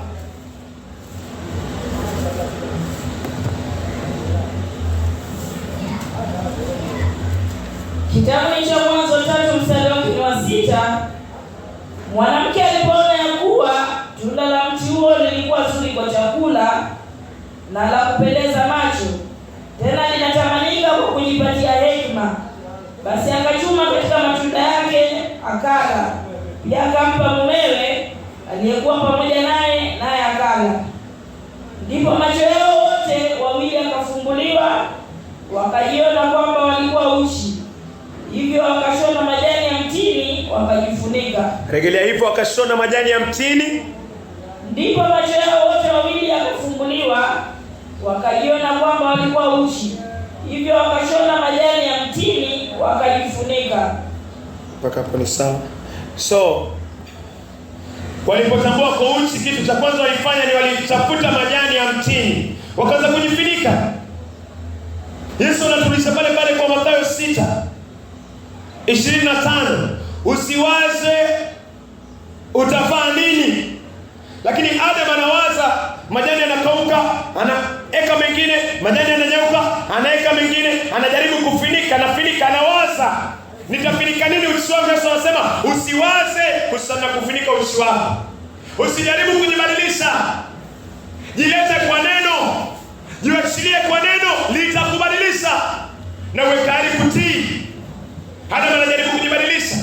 Adam anajaribu atengeze vazi la wokovu kwa majani. Mungu anasema kazi zetu zote za mikono yetu ni michafu. Chochote ambacho Adamu anatengeza na mikono wake ni najis, haiwezi finika uchi wake. So ondoka kwa kazi ya wokovu, ondoa mikono yako kwa vazi la wokovu, wacha Yesu Kristo akuvike kwa imani. Kwa imani, kwa kile ambacho tunakisikia nikufanyie. Ukiangalia kitabu cha Isaia 59 mstari wake ni wa 6, Mungu anakemea haki ya kibinafsi. Mungu anaikemea haki ya kibinafsi. Unaweza kusoma tu. Kitabu ni cha Isaia 59. Isaia 59 mstari wake ni wa 6. Mstari wake ni wa 6. Utando wao wa buibui. Utando wao wa buibui haufai kwa nguo. Haufai kwa nguo. So hizi juhudi za kujaribu kufunika dhambi zangu, najaribu kusema mimi ni mzuri lakini machafu nayafanya kwa siri. Mungu anasema haya mavazi ambayo najaribu kufunika kwa mdomo, huu ni unafiki. Hayawezi. Hata anajaribu kufunika uchi wake lakini hakuweza. Yesu anasema katika Mathayo 6 mstari wa 25, Yesu anasisitiza, Yesu anakuambia, ananiambia, usiwaze kuhusiana na mavazi utavaa nini. Usiwaze kwamba uchafu wangu utafunikwa vipi. Jiachilie kwa imani. Jiachilie kwa toba na imani kwa ile kazi ambayo Yesu anakufanyia. Kwa toba na imani kwa ile kazi Yesu anakufanyia, utafunikwa. Isaia, Mungu anakataa. Utando wao wa buibui haufai kwa nguo. Utando wao wa buibui haufai kwa nguo. Hawawezi kujifunika kwa kile walichokitengeneza. Hawawezi kujifunika kwa kile walichokitengeneza. Matendo yao ni matendo maovu. Vitendo vya jeuri vipo mikononi mwao. Mungu anaona vitendo vya jeuri viko mikononi mwao. Mungu anaona hawezi finika uchi wako. Hawezi fanya chochote ili uweze kuokoka. Sasa hapa nifanye nini? Inafaa nisikie ile kazi ambayo Mungu amefanya kupitia Kristo Yesu, akuvike vazi la wokovu. Venye Mungu alimfanya Adam, venye Yesu anasema Mungu atakuvika. Usiwaze jinsi utakavovaa. Angalia maua Mungu anayavika. Je, Mungu atashindwa kukuvika wewe vazi la wokovu? Hawezi kushindwa kukuvisha vazi la mwili na hata vazi la wokovu. Mungu anaondoa kazi ya mwanadamu, self righteousness. Mungu anaiondoa. Mungu haitaki kuiona. Mungu anamjua mwanadamu. So ni unijue ni mbaya kabisa, wewe ni muovu kabisa. Kazi zako zote mbele za Mungu zinaharibu, hazijengi, zinabomoa. Uondoke katika hiyo kazi. Mwanamke akiwa katika siku zake, katika maandiko alikuwa anasema sheria ni mchafu, ni najis, na chochote atakachokigusa kitakuwa najis. So mimi leo nimezaliwa hivi, mimi ni najis. Chochote nikishika ni najis, niko na dhambi ya Adam. Nikijeka hapo, chochote nikitengeza ni dhambi. So chochote utafanya kitakuwa dhambi. Mkoma, chochote mkoma akigusa ilikuwa kinakuwa kichafu. Mungu anasema sisi sote ni wakoma tangu tumboni. So chochote tukagusa tumfanyie Mungu, Mungu anasema kina ukoma. Mungu anasema tuondoe mikono yetu kwa hili vazi la wokovu. Mungu atushonee, Mungu atutengezee kwa kumchinja mwana kondoo, akuviki. Wewe kazi yako ipokee kwa toba na imani, Mungu akuvike. So acha tuangalie 3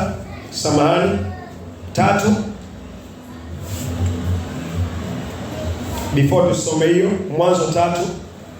Before tusome Mwanzo 3, tuangalie Mathayo. Tukwe makini. Yesu akisema usishughulikie kuhusiana na mavazi,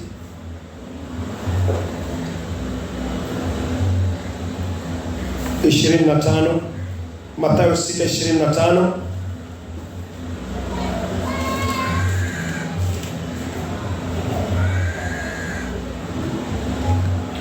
Kitabu cha Mathayo 6 mstari wake wa 25.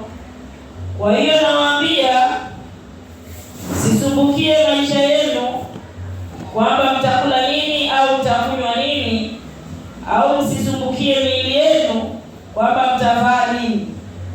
Je, maisha si zaidi ya chakula na mwili zaidi ya mavazi?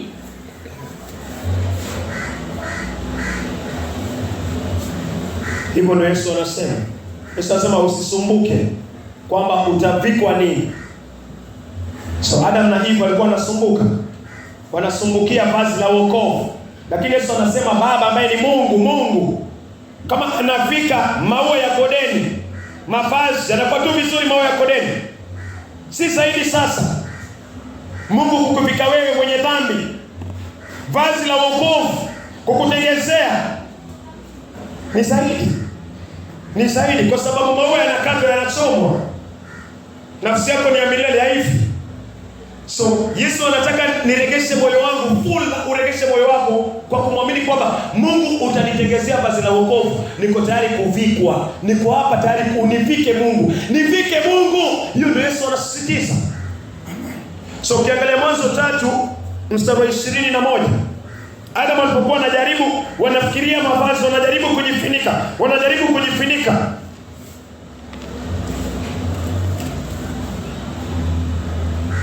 Mungu alienda kuwategezea vazi. Vile Mungu anategezea vazi maua ya kodeni, ndio hivyo Mungu alienda kumtegezea Adam na mkewe mavazi ya ngozi. Uchi wao wa dhambi ukafinikwa na wakawa na vazi.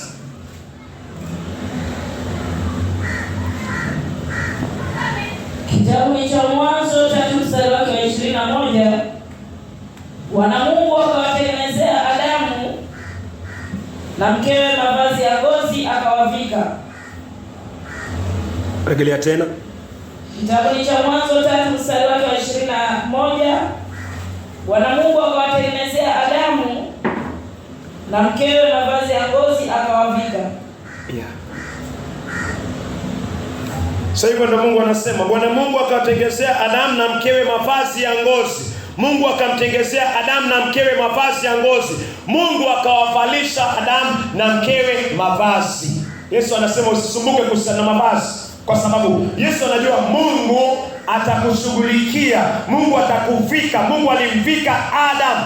Wewe ni mwenye dhambi, Mungu anakuita urespond, uchukue hatua ya imani kwamba Mungu, najua niko uchi tangu nilipozaliwa, uchi wa moyo, uchi wa dhambi, uchi ambao Mungu nimeng'ang'ana kunibadilisha, lakini siwezi kama Adam. Mungu, naleta moyo wangu kwa kukiri na kutubu na imani kwamba Mungu nitengezee vazi la wokovu, univike, niko tayari kusikia. Ili vazi Mungu alimchinja mwana kondoo, ambaye mwana kondoo huyo ni Yesu Kristo. Ufunuo inaeleza hivi, Yesu Kristo mwana kondoo aliyechinjwa tangu kuwekwa misingi ya ulimwengu. Huyu kondoo aliyechinjwa ni Yesu Kristo. Ufunuo 13 mstari wake wa 8 unaeleza hivi. So hii vazi ambayo Yesu anazungumzia ni vazi ambalo Mungu analipata kwa kumchinja Yesu Kristo. Mungu anamchinja Yesu, alafu anachukua ile kazi ambayo Yesu amekufanyia, Mungu anaiweka ndani ya moyo wako. Inakuwa ni vazi hilo limefinika moyo wa uchi. Huyu mwana kondoo Mungu alimchinja ni Yesu Kristo. Ufunuo 13 mstari wa 8. Hili ndio vazi Mungu anataka uvae. Kitabu cha Ufunuo 13 mstari wake ni wa 8. Nao watu wote waishio duniani watamwabudu huyo mnyama, yaani wale wote ambao majina yao hayakuandikwa kwenye kitabu cha uzima cha mwana kondoo aliyechinjwa tangu kuumbwa kwa ulimwengu. Rejelea tena, mwana kondoo aliyechinjwa.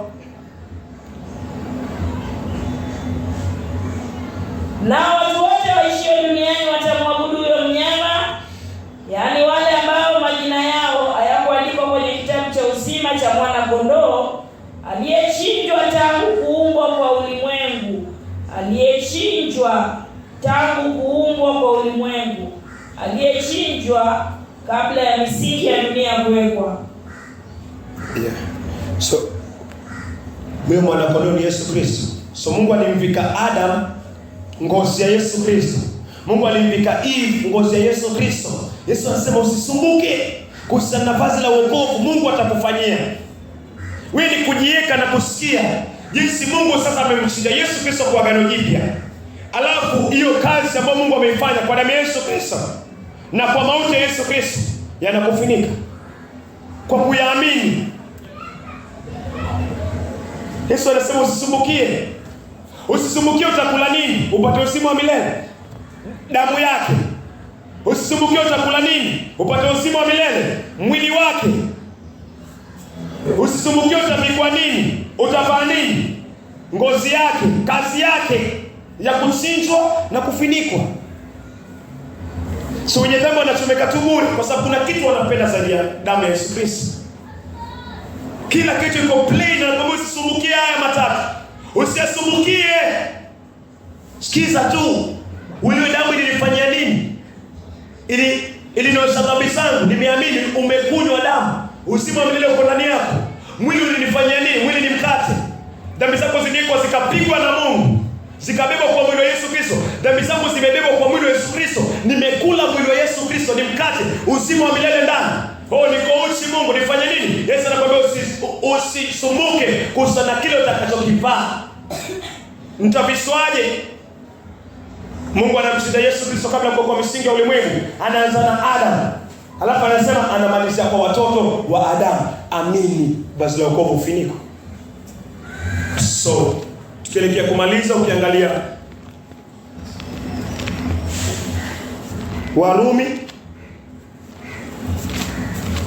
hili vazi na vikwa vipi? Warumi 8 mstari wa 3, lazima uamini maovu yako, dhambi zako na zangu zimehukumiwa pale kwa mwili wa Yesu Kristo. Isiondolewe.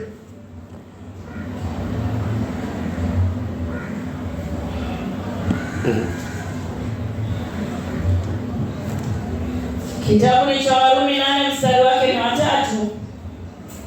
Kwa maana kile ambacho sheria haikuwa na uwezo wa kufanya, kwa vile ilivyokuwa dhaifu katika mwili, Mungu kwa kumtuma mwanawe mwenyewe kwa mfano wa mwanadamu mwenye mwili ulio wa dhambi, na kwa ajili ya dhambi yeye alihukumu dhambi katika mwili.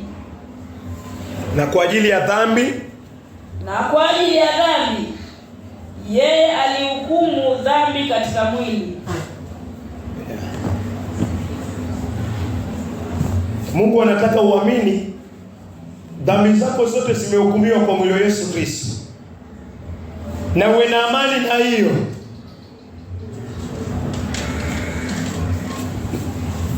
Na mauti ya Yesu Kristo, Yesu kufa ni wewe ufanyike mtakatifu.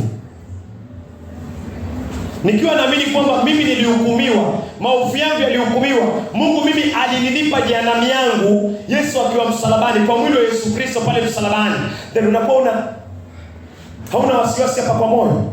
Maandiko yanasema Mungu alihukumu dhambi zako. Alihukumu dhambi zangu kwa mwili wa Yesu Kristo, bado ataka dhambi tena.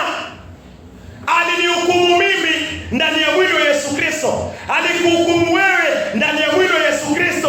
Very clear, very open. Wataka nini nyingine? Nini nyingine nataka? Hivyo ndio Mungu anasema hivi. Kwamba dhambi zako alizihukumu kwa mwili wa Yesu Kristo. Kwamba Mungu alimhukumu David ndani ya mwili wa Yesu Kristo. Venye Mungu alikuwa kulipe maovu na wengine, venye Mungu alikuwa kulipe maovu yako, kukutupajiana milele na milele na milele, na kutoka kwa ziwa la moto milele na milele na milele. Mungu anasema alifanya hiyo ndani ya Yesu Kristo. Alifanya hiyo ndani ya Yesu Kristo. Yesu akafa. Shika.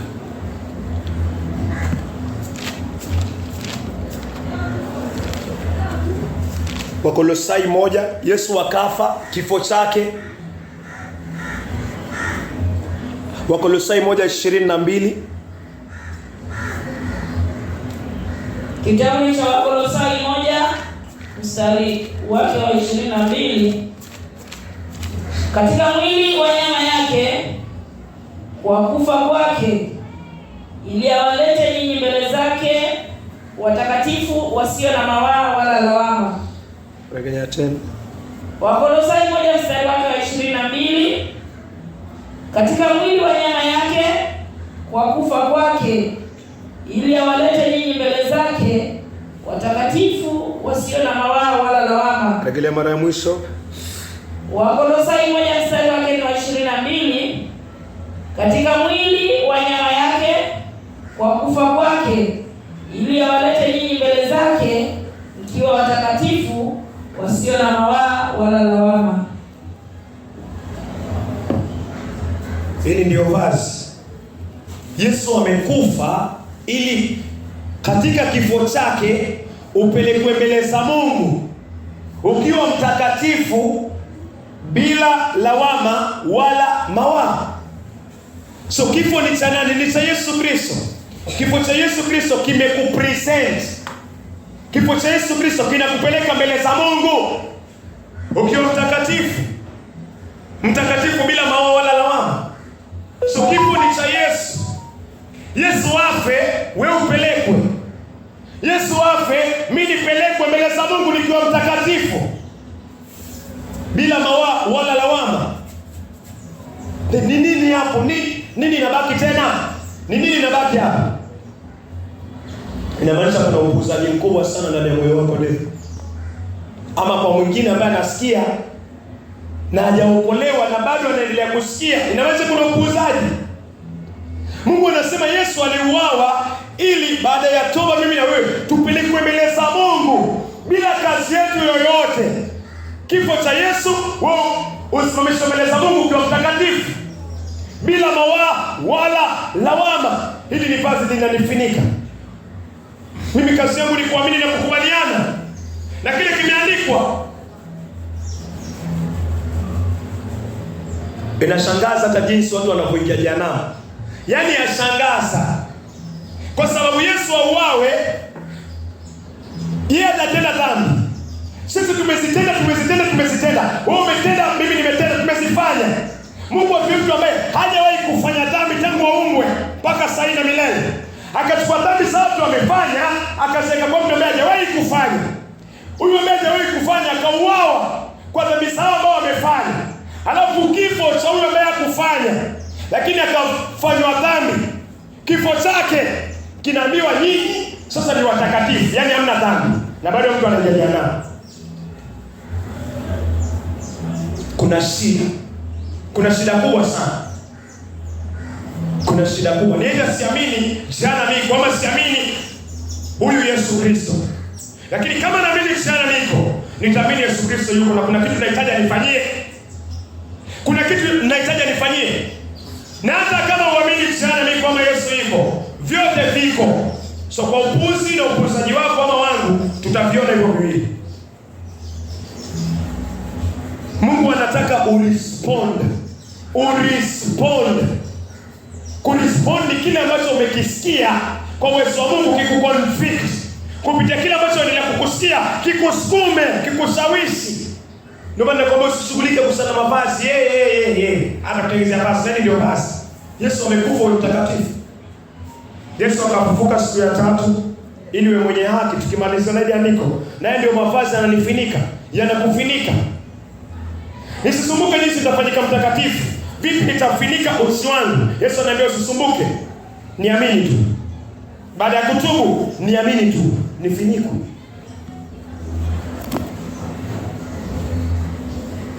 Warumi 4:25. Kitabu ni cha Warumi 4 mstari wake ni 25. Alitolewa afe kwa ajili ya dhambi zetu, naye alifufuliwa kutoka mauti ili tuhesabiwe haki. Alitolewa afe kwa ajili ya dhambi zetu, naye alifufuliwa kutoka mauti ili tuhesabiwe haki. Rejelea tena. Warumi 4 mstari wake wa 25. Alitolewa afe kwa ajili ya dhambi zetu. Mpaka hapo. Mungu anasema alitolewa. Yesu alitolewa afe. Yesu anatolewa afe kwa ajili ya dhambi zako. Sasa na mic kidogo. Yesu alitolewa afe kwa ajili ya dhambi zetu, si zake. Afe kwa ajili ya dhambi zako. Hauzuniki hapa kwa moyo. Hauzuniki hapa kwa moyo kwamba kunaye ambaye kutenda dhambi alitolewa na Mungu wako. siku. Hii dhambi ya kutokuamini kila sabato. Uko hapo wasikia neno.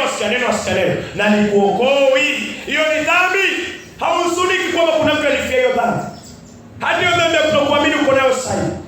Kuna alifia hiyo. Alitolewa afe kwa ajili ya dhambi zako. Hii dhambi uko nayo kutokuamini. Yesu alitolewa, alifia hiyo dhambi. So yasikie iondoke na Yesu Kristo. Amen. Akafufuliwa.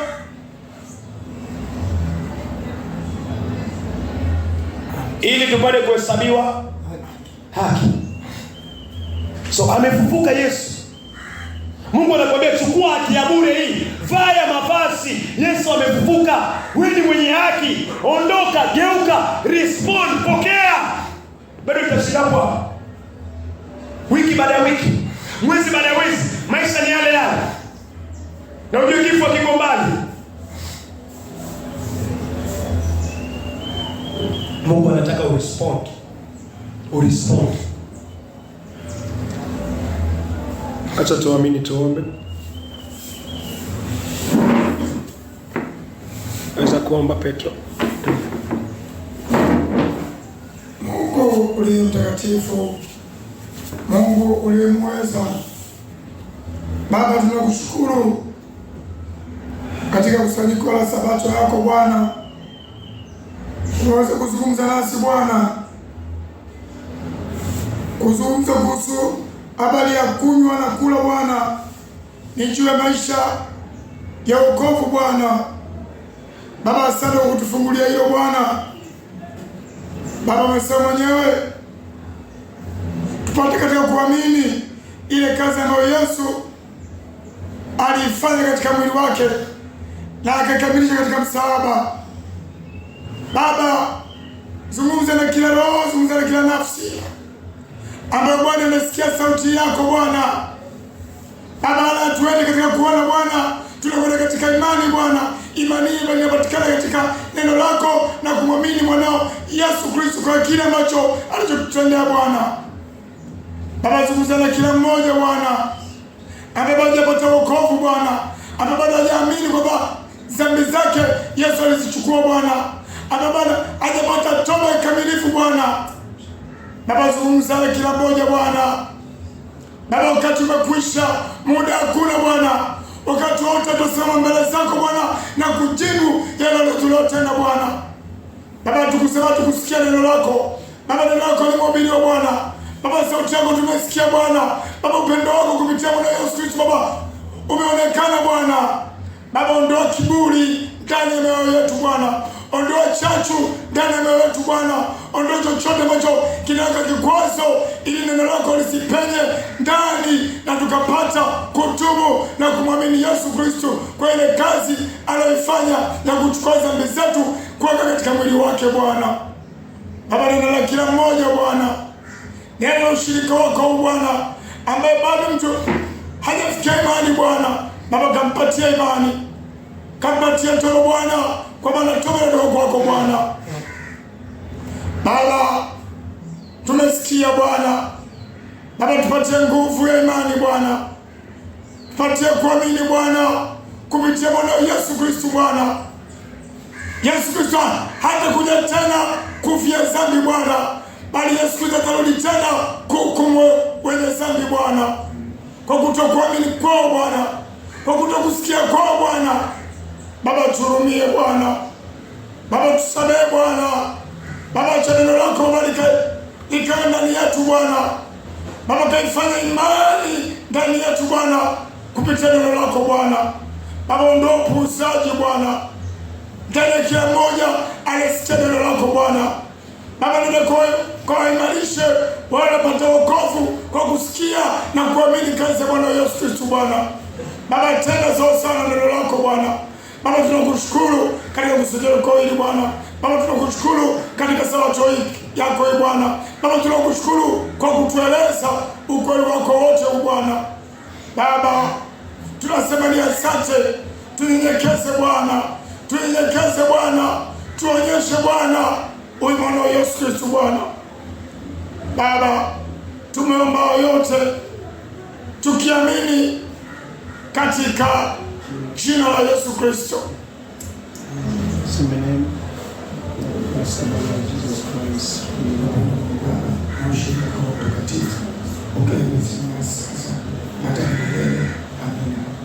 Baba yetu mbinguni, jina lako litukuzwe, ufalme wako uje, utakalo lifanyike duniani kama mbinguni. Utupe leo mkate wetu wa kila siku, utusamehe makosa yetu kama tunavyowasamehe na sisi waliotukosea, usitutie majaribuni, utukinge na yule mwovu, kwa kuwa na kazi na utukufu